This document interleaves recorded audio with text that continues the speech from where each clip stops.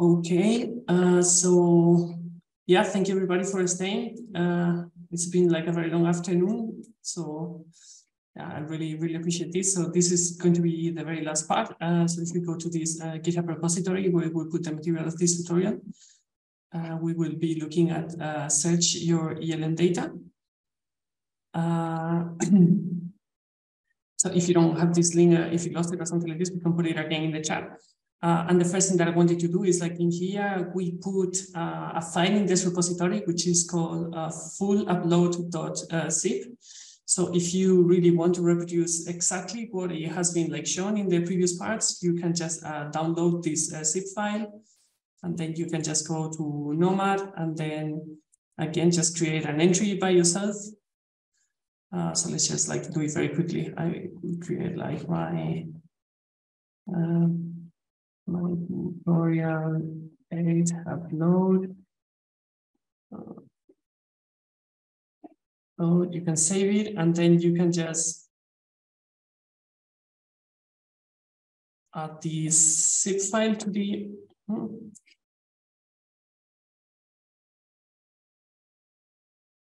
Let me check if this works. For some reason, it seems to go there. But you can just upload the zip file in here, and it will copy the same upload that we have created during this tutorial for you, and then you will have exactly the same entries and the same schemas. So just do this if you just want to keep on reproducing this, and if you don't want to do all the entries manually. I'm going to delete this upload and work with the previous one that we have created. And go back to the repository. So if we go to the section 7, search your ELN data, I put in here some tips and some further documentation. So we are going to continue in the same like Nomad beta page. And there are like really 2 good videos from the Nomad people. So from Marcus Lescheken, which is the head developer of Nomad. And the first one is about exploring your data with Nomad, and the second one is using the Nomad's API and how this is like linked to the search. So I highly recommend you to watch these videos. They are like based on a like previous version of Nomad, but all the fundamentals and the functionalities that are in there are still valid, and they are like a great resource like to learn these things. We will also put these links when we like upload these videos in YouTube. Okay, so hands-on exercise. So let's just go to Nomad and just do it.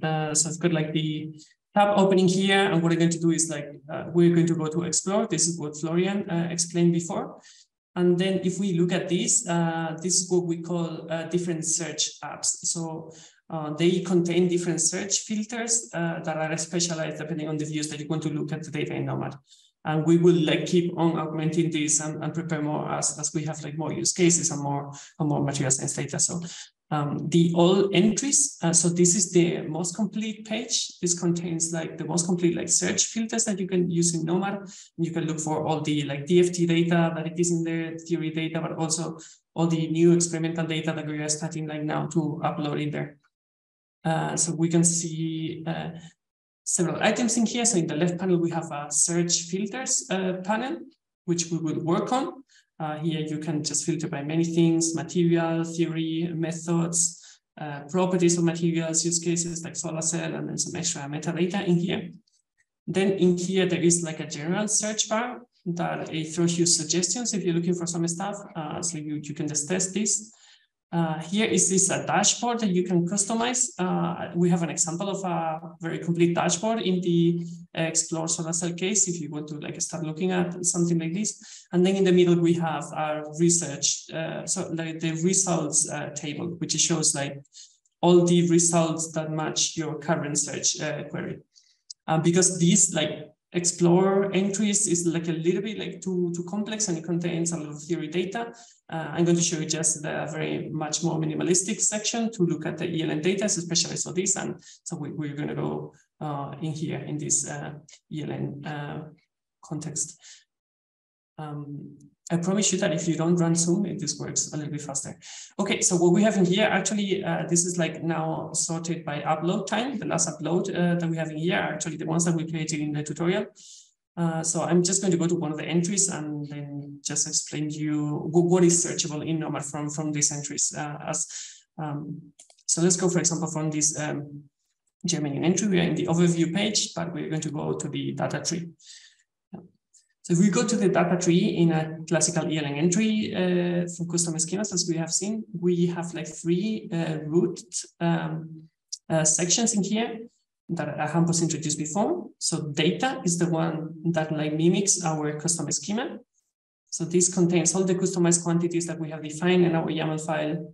Then there is metadata. Metadata contains information about like uploads IDs, entry IDs, entry names, authors, the files that we have in there, when this upload was created, and so on. And many of this stuff is actually searchable already. And so you can look for the name of your entry or who was the author and when this like upload was updated. So this allows you already to identify many things in there. And then there is the results section.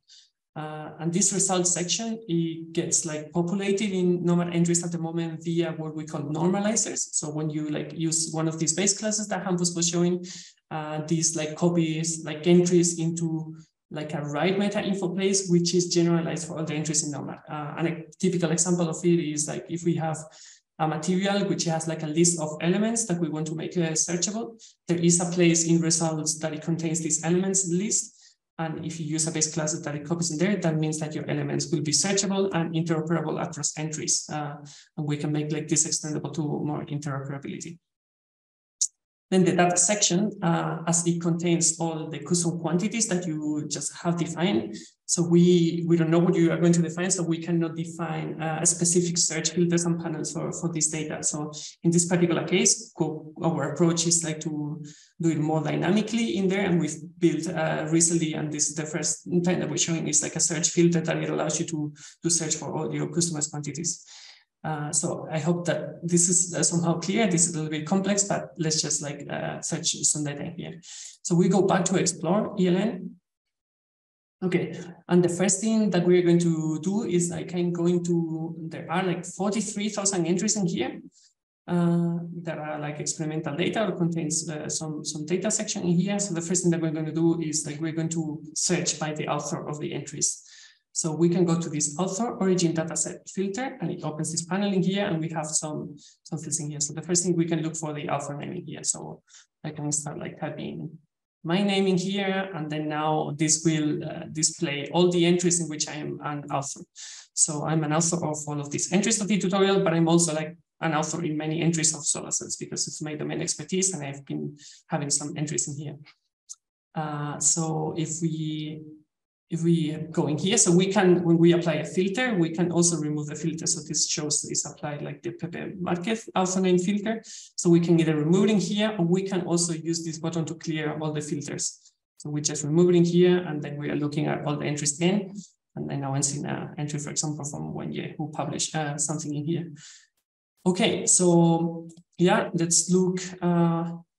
So every time that you go into these like left panels and you see a plus button in these search filters, so you can bring this panel to the dashboard of the search index. So let's just do it with author because this is very easy, and maybe also with a upload create time. So we click in plus in here. So this brought like this author name in here, which in this like search context, it shows like all the authors that have some entries. And you can just like select the authors that you're interested in here. So for example, I'm going to look like now at all the entries that Andrea is an author, and this like automatically filters all the entries that share a co-author with Andrea in here. So likewise, you can say that I only want to look at entries from today. Actually, it's already pre-filtered because all the entries from Andrea are from today. So you can just change this search filter. Okay, you can combine multiple of these panels.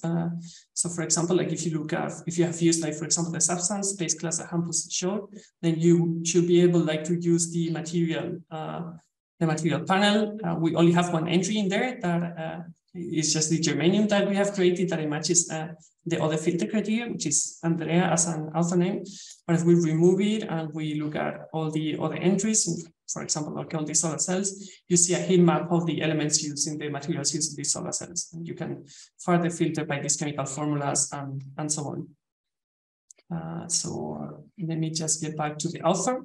And the other way that you can like look for authors is also using the main search bar. So here you just like try to type something and it tries to give you some suggestions. So I'm just going to look for Andrea in here and I hit enter and we are back again to the apply filter of Andrea. Yeah, so then now we can go to the electronic laboratory notebook panel. So this shows some generic filters that like it gets like picked. So if you use these base classes, the main base classes that we have been used, the ELN base class and so on, it registers the sections that you have in your YAML schemas. So for example, Andrea created one section called my process row. So we can look at all the entries that we have with container section my process row.